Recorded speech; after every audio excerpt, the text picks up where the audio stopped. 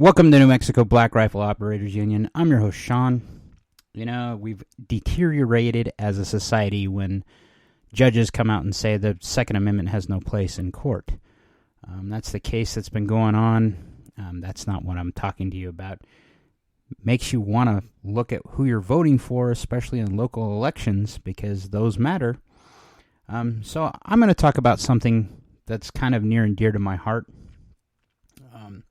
This will be the first of a series that we're going to eventually get to where we interview Lance Hawkins from Go Rogue Industries and talk about their ammunition. And I want to get his input on some of the things I'm about to say, as well as we're going to release a Rumble series showing off the basics of starting with reloading. Tonight I'm going to talk about brass and how brass has a story. Now, I've mentioned this before when I talked about reloading a little bit, but brass has a story, and the cartridge cases you use has a story, and it's told every time you fire a gun. Okay? So you're like, well, what the hell do you mean? You know, if you go to a public range or you go to a private range, you'll always find some reloading monkey that's trying to get your brass. And you can watch them cry when you have steel case, because steel case technically isn't reloadable. It is, if you have the right tools. And there's also a lot of misnomers around steel. The reason why steel is used in cartridge cases, it's not the same temper as normal steel, so while it is technically should be harder on your gun, it's not really. It's more so because of cost. Steel is a little cheaper than brass, especially nowadays. But why you use brass is because it's a perfect heat conductor, one, so it takes some of the heat out of your gun. Two, it actually expands enough and does well under pressure that it will fill the full chamber of your barrel in your gun so that you'll get the most powder burn and gas exchange to your projectile. Now, what do I tell you brass has a story? Well, if you look at a brass, a fired cartridge that is, and you notice that there looks like there's some rifling at the beginning or at the head of the neck. Okay, what does that mean? It means the cartridge case is too long, or it hasn't been trimmed down, and that it actually expanded when it was fired and actually went into the riflings or beginnings of the rifling of your gun. Now that's bad because it causes the bullet to skip a little bit before it hits the lands in the grooves and makes it less accurate. But it's also bad because it'll start wearing your chamber out. Conversely, if you look at something like a pistol cartridge and you notice there's a bulge at the middle or the back of the cartridge, these are often called Glock smiles. Older Glocks have unsupported chambers. What that means is the chamber wasn't fully around the cartridge. This aided in reliability so that cartridge cases could fit into the gun as you fired, and it would be more reliable. And since most people, a good number of people, don't reload, and it's starting to show because this is a big deal. What it does is it causes excess wearing or flaring at those places that it's unsupported. The cartridge expands too much, and since it's not supported, it develops an indentation there. Okay, now, if you look at the back end of a brass, so you look at the rim of a brass, and you notice there's marks right on the very edge of the rim of brass. This means that the round could be too hot, could mean that you're actually cycling it, like an AR-15, for example, is cycling too fast or too slow, and it's leaving those extractor marks because it's taking more time or it's using too much force to exert force on those pieces to extract the cartridge. If you look at the very, very back of it, where the primer is, and you notice that there's puckering on it, so you'll see what looks like a bullseye on your primer. That means the cartridge is too hot, and that it's actually what's called flattening the primer. Now, I can do that a couple of ways. That's one. What actually happens is that primer becomes soft enough that it actually comes into the bolt face of your gun, and that causes a number of different issues, but it shows that there's overpressure there. Now, you can pop primers the same way. What that means is the primer actually comes out of the primer pocket and comes out loose in the gun. This can cause reliability issues, but it's more conducive to overpressure, or that you've overused the brass and the primer pocket has become too enlarged. Now, where it can also do this is if you notice that the primer actually is unusually flat, that you're not even seeing very much of an indentation where the firing pin struck it. This again is a sign of overpressure. Okay, you reload a cartridge, a good brass, 3 to 5 times is a good number to begin with, depending upon how hot you load the load in that brass cartridge. It causes it to expand differently, and if you notice that the brass is cracking all the way down the case, like around the neck or around the very, very head of the case, this is usually indicative of overpressure or out-of-spec guns, meaning that the chamber is too loose or too tight, and it causes that brass to expand so much that it splits. Now, it can also happen that it's been reloaded too many times and that flash point has been consistent in that cartridge or that charge that actually burned through the brass. These brass are not recoverable. You need to get rid of them. I usually, when this starts to happen, I usually smash them pretty good so that reloaders won't pick them up. And I usually do that about the third or fourth time I've reloaded something anyway, because the brass is about to go away anyway. It's finally reached its end of life. You can notice that with like my PTRs and anything with a chambered flute or a fluted chamber, that it'll leave marks on the brass. Either the brass will expand inside and kind of make those ridges that are copying the flute of the chamber, or it'll just leave black marks on your brass. Either way, they're going to need to be prepped and polished to get that off. You can reload them. I have reloaded multiple times for my PTR using reused brass from shooting it, and that's a fluted chamber. You're just going to have to do some case prep. And also the flutes on my PTR aren't so extreme that they usually cause the brass to expand into those flutes. So the other thing you want to look at is, are you using the right cartridge? Okay. Now, this sounds stupid because all cartridges are head stamped with, the caliber they're designed for. But if you're a reloader like me, you know that you can use 30-06 interchangeably with 270 brass.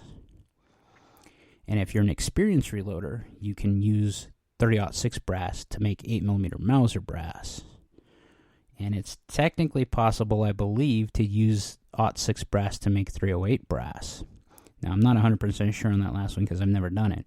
But I've done it for the 8mm. You're going to have to pull the decapping die out, or the decapping part of the die out, and you're going to use a brass cutter or a tubing cutter to cut the the brass cartridge down to its correct case length.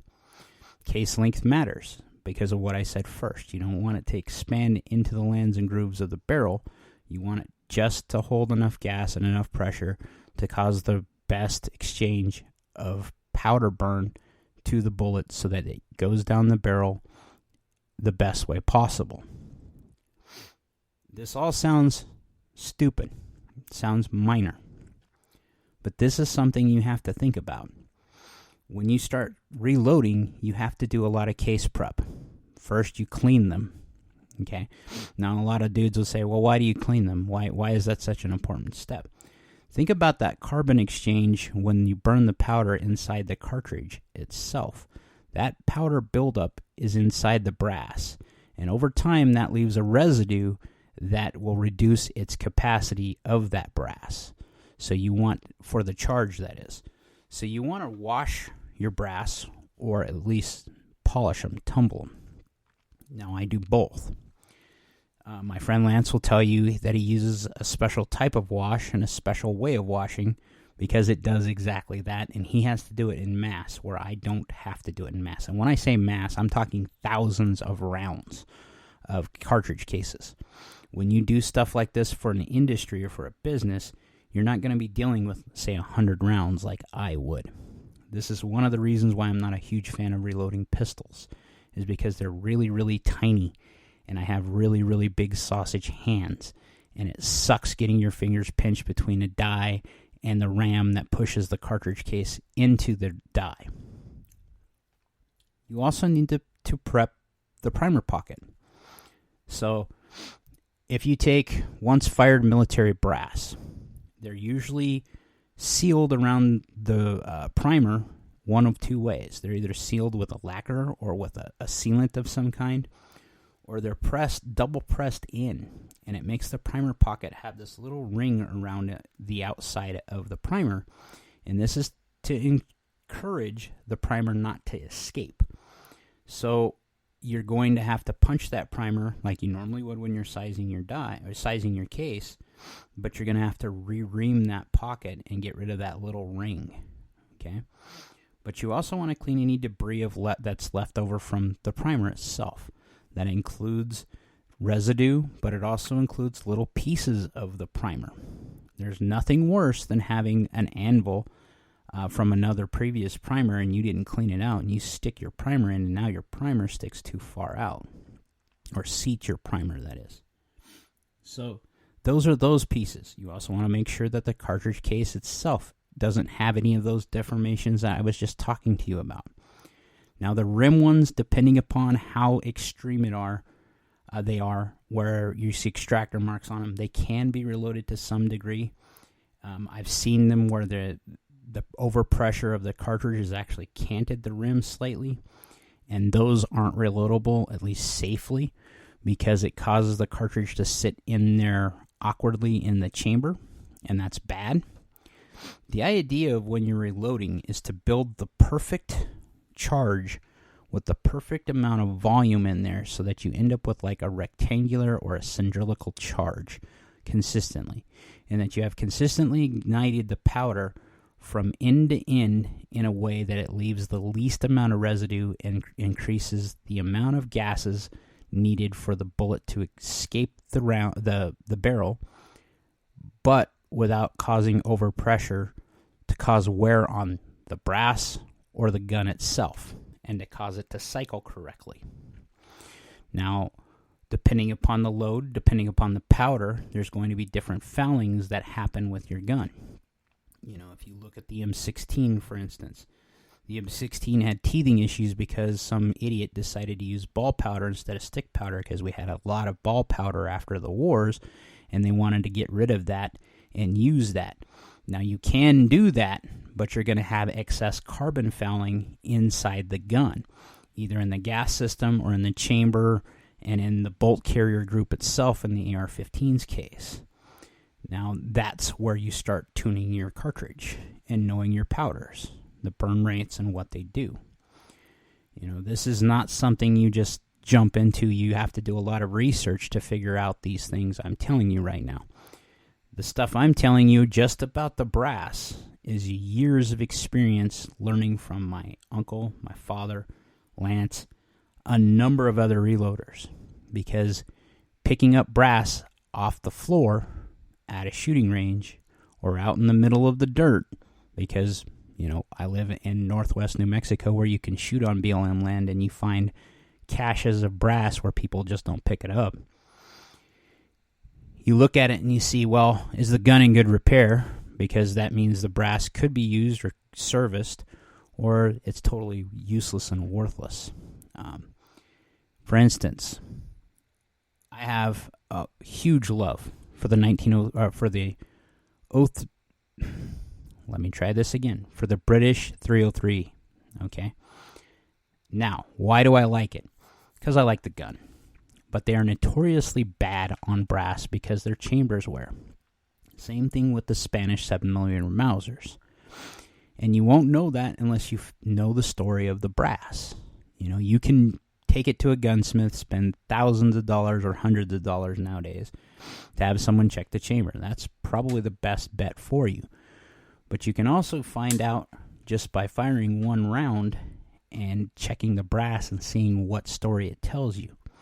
What you're looking for is those unusual wear patterns on the brass. Did the brass flare in weird ways? Are there extractor marks because of how it fired and the pressure it had? Did it flatten primers because the chamber was too tight? In the case of a Kalashnikov, is it cycling correctly? Because having built a Kalashnikov or two now, you'll notice that if the head spacing is too tight, it will eventually wear in, but it'll have cycling issues at the beginning. And conversely, if it's too loose, you'll notice that the cartridge will start splitting at the very, very head of the case, at the neck. And that's dangerous. Think about that hot escaping gas going into the chamber each time. It's just like a hot welding torch. It will cut through the gun eventually. And that's what you're trying to avoid. You're trying to make these tiny explosions do things consistently so that you're not in danger. And this is why reloading may not be the best answer for some people, but if you're looking for precision and to some degree some savings, it's getting increasingly more expensive to reload because powder and primers are expensive. Projectiles are still kind of the cheapest part of the component you're going to need for reloading. But what you get consistently is better ammunition if you know what you're doing. And what I mean by that is my standard deviation for reloading rounds is around 13%. The Andrew, around 13. I think it's that. I don't even know if that's a percentage. It's around 13 because I've had some people test it. I've had others from manufacturers that make ammunition in mass be as high as 25. And that is a problem because what you'll notice is the groups aren't as tight. Okay?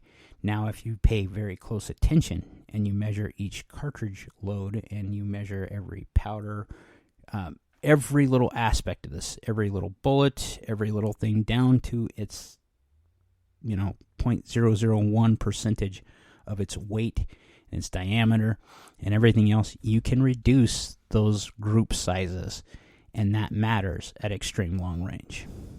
So this is why I thought I would start this reloading session up, or preface what's going on and going to be happening in New Mexico Black Rifle Operators Union with this right now. Like, share, subscribe. Most importantly, be great.